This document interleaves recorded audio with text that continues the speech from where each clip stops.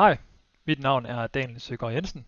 I den her video her, der vil jeg vise, hvordan man laver den klassiske proces, momskontrolprocessen, hvor vi skal automatisere et Excel-ark, få en masse data fra det over på Vis hjemmeside, og så til sidst, så skal vi få noget status herfra tilbage over til Excel-arket.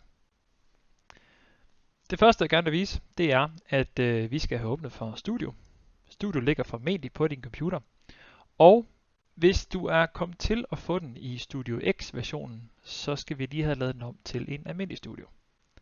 Det gør du ved at trykke heroppe øverst til venstre, finde Settings, og så under License and Profile, der siger du Change Profile, og så vælger du Studio her, hvis du allerede har en Studio X.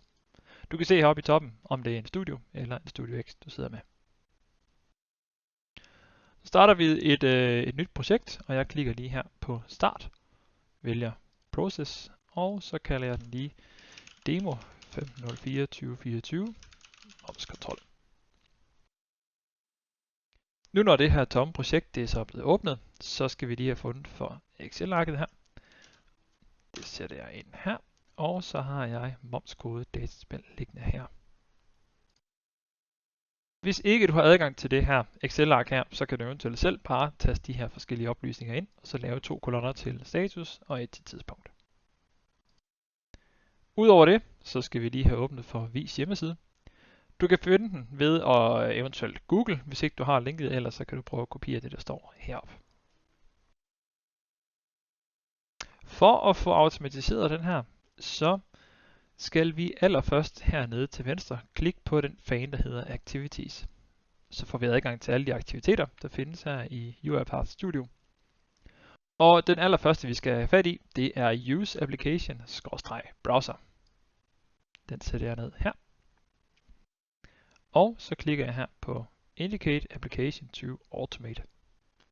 Når jeg klikker her, så skulle jeg gerne blive lidt over til hjemmesiden. Hvis ikke jeg gør det, så kan jeg trykke på Alt-Tab, indtil at jeg så finder frem til den rigtige side her. Og når den så lyser grønt herover, så kan jeg klikke en enkelt gang på siden. Og så skulle vi gerne have, at der står Use Browser Chrome, Vis on the Web. Et link til siden her, og så også lige et billede af den. Efter det, så skal vi have åbnet for Excel-ark. Så hvis man søger Excel, så finder man her den, der hedder Use Excel File. Hvis man tager fat i den, så skal den sættes herned i Do. Og læg mærke til, at den skal helst gerne ligge inde i det her Use Browser Chrome. Den skal ikke ligge nedenunder. Når vi har det, så kan vi give den stien til den her momskontrol. Og jeg har en sti liggende her. Klikker en enkelt gang, trykker på Åbn. Og så får jeg lige at vide, at den er allerede i brug. Jeg lukker den lige ned, og så siger jeg OK, og så skulle den være der. Så skal vi fortælle den, at for hver eneste række, der er inde i det her Excel-ark her, så skal vi have den til at udføre noget arbejde. Så vi skal finde den, der hedder For Each Excel Row. Den tager jeg her og sætter ind. Og lige nu, der tænker den, at det så er hver eneste række, der er inde i det her Excel-ark her. Og det er det jo ikke. Det er jo egentlig kun de rækker, hvor vi har noget indhold på. Så hernede ved In Range, hvor der er en stjerne, der skal vi lige gå ind og så trykke på plusset. Hold musen over her, hvor der står Excel, og musen over Ark 1 Sheet, og så finder vi momskode dataspil her. Så kan vi begynde at fortælle den, hvad der skal ske for hver eneste af de her momskoder her. Og det allerførste, vi gerne vil have, den skal gøre, det er, at den skal tage den her landekode her, og så sætte ind i det felt her, hvor der er alle de forskellige landekoder. Og jeg opdaterer lige siden her. Så her, der bruger vi den aktivitet, der hedder Type Into. Og den her Type Into, den sætter vi ned inde i den her For Each Excel Row. Så trykker vi på Indicate, og klikker en enkelt gang på den her drop-down menu. Så står den lige og tænker lidt, og hvis den lyser grøn, så er den OK, og så kan vi sige Confirm. Så spørger den om, hvad er det, der skal tastes ind her, og hvis vi har gjort det rigtigt med at bruge Use Excel File og For Each Excel Row, så når vi trykker på plusset her, så kommer der en mulighed frem, der hedder Current Row. Og her der kan vi så holde musen over, og så vælge den, der hedder landekode.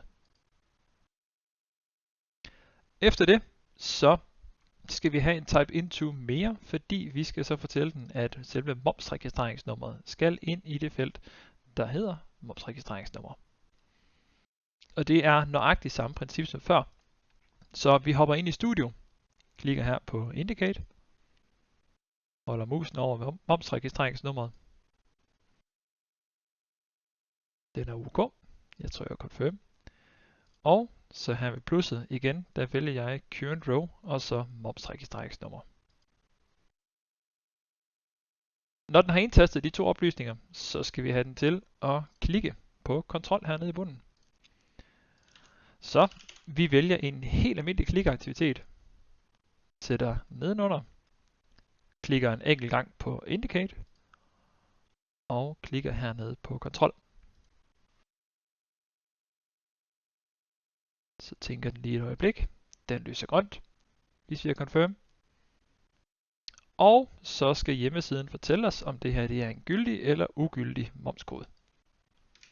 Jeg tager lige og sætter en momskode ind selv herinde på hjemmesiden, så jeg vælger DE Tyskland, skriver det her nummer her, klikker på kontrol, og så er det selve den her oplysning, vi skal have ud, og tidspunkt og klokkeslættet her. Allerede her, der vil jeg lige nævne, at hvis du sidder på en skærm, der er mindre end min, så kan man ryge ud i den situation, hvor hjemmesiden den begynder at sætte sig sådan her. Så selve dato og tidspunkt, det står nedenunder tidspunkt for anmodningsmodtagelse.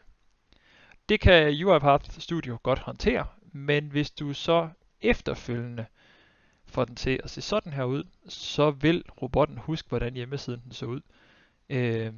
Da det var, at informationen stod under titlerne her, og hvis du gør sådan her, så står informationen til siden for. Jeg vælger at bare lade hjemmesiden se sådan her ud. Og så skal vi have den til at hæve informationerne ud af hjemmesiden. Så der bruger vi den aktivitet, der hedder getText. Sætter nedenunder. Klikker her på Indicate og holder musen over her, hvor der står ja, gyldig momsregistreringsnummer. Og den skulle gerne kunne fungere uden at sætte et anker, og det vil jeg også forsøge at gøre her. Jeg ved af erfaring, man kan godt sætte et anker på herover ved selve printer-ikonet, så lige klik en enkelt gang, men det skipper jeg lige den her gang. Jeg klikker på Confirm, og her ved Save To, der siger jeg til den, at den skal gemme det direkte ind i Excel-arket, og så vælge den kolonne, der hedder status. Så laver jeg lige en getText mere, og det er for at få tidspunktet ud. Og når jeg kommer til at klikke her på tidspunktet, så kommer den til at lyse rødt. Her skal jeg sætte et anker, og det mest stabile anker i det her tilfælde, det er at sige til den, at lige til venstre for det her tidspunkt og dato her, der står der tidspunkt for anmodningsmodtagelse. Så er robotten nemmere ved at finde ud af, hvor det er henne, og så kan den godt hive det ud. Jeg klikker her på Confirm, og her ved Save To vælger jeg Current Row og tidspunkt. Så skal vi have til at klikke på Back hernede, og det kan vi gøre via en helt almindelig klik, og så bare trykke på Back, så den er klar til næste indtastning. Men for øvelsens skyld, så vælger jeg lige at bruge den aktivitet, der hedder Navigate Browser. Jeg søger på Navigate, sætter det her nedenunder, og så har jeg nogle muligheder for at gå back, forward, home, refresh, eventuelt close tab, og jeg vælger bare den, der hedder Go Back. Efter det, så har vi egentlig en færdig momskontrolrobot. Og jeg vil nu prøve at sætte Excel-arket herop ved siden af hjemmesiden. Og så vil jeg trykke på Run. Det gør jeg her.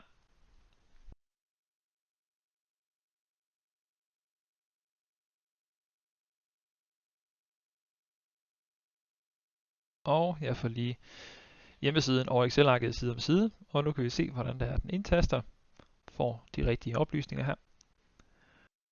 Og det skulle gerne være her ved tredje momskode, hvor der så ikke var gyldig, og det får den også med over.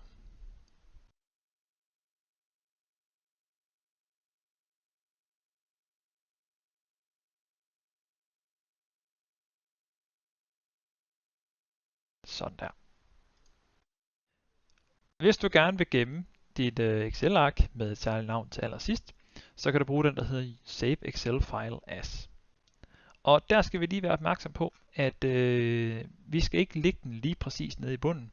Hvis vi gør det, så kommer den til at gemme det hver eneste gang, den har udført et momskontrol-tjek. Så vi sørger for, at hernede i bunden af den, der hedder Use Excel File, som lyser grønt her, så sætter vi lige Save Excel File As. Her ved Workbook, der lader du den bare stå Excel. Det er fordi den refererer op til heroppe, hvor der står Excel i Use Excel File. Save As Type, den kan du også bare lade stå. Og så hernede ved Save File As, der kan du vælge at trykke på mappen. Og så giv den et navn her. Du kan kalde den momskoder. Det er dog en lille smule kedeligt, fordi den vil bare overskrive, og det her Excel-ark vil altid hedde momskoder. Hvis du gerne vil have, at den skal tilføje en dato og et klokkeslæt, så skal vi lige ind og lave en lille smule custom kode. Det kan du gøre ved at trykke her på plusset, tryk på Open in Advanced Editor, og så her, hvor der står momskoder.xlsx, der fjerner vi lige .xlsx, laver et mellemrum, og så stopper vi med anførselstegn. Så laver vi et mellemrum, laver et plus og et mellemrum mere. Så skriver vi now.toString, parentes start, og her der kan vi så skrive til den, at den skal give os et nuværende dato og klokkeslæt med dansk format. Ellers så kommer det med engelsk format, og så vil der være nogle koloner og nogle skråstrege, og vi kan ikke gemme en Excel-ark med koloner og skråstrege. Så det vi gør, det er, at inde i den her parentes, der laver vi et anførselstegn, hvor vi skriver lige præcis det datoformat, vi gerne vil have. Der starter vi med at skrive DD med små bogstaver, skriver vi MM med store bogstaver, og så skriver vi efter bindestreg YYYY. Så laver vi et mellemrum mere, og her der skal vi så have den til at skrive selve klokkeslættet. Der starter vi med 2 store H'er, punktum, 2 små M'er, og til sidst, efter et punktum, 2 små S'er. Så kommer den til at fortælle os det her klokkeslæt her, og dato med dag, måned, år, efterfulgt af timer, og fordi vi bruger store H'er, så er det fra 0 til 24, og så minutter, og så sekunder. Så skal vi lige have selve Excel-arkets format med, så vi skriver plus anførselstegn .xlsx. Og når vi så trykker her på Save, og jeg trykker på Run, så skulle vi gerne om et øjeblik se, at der ligger et Excel-ark klar med både dato og klokkeslæt. Robotten den er nu kørt. Vi har et Excel-ark her, der hedder momskoder 15.04.2024, 17.07.51. Og hvis jeg lige dobbeltklikker på det, så kan vi se her, at her er alle momskodebehandlingerne, og det tidspunkt det er, at de er blevet behandlet.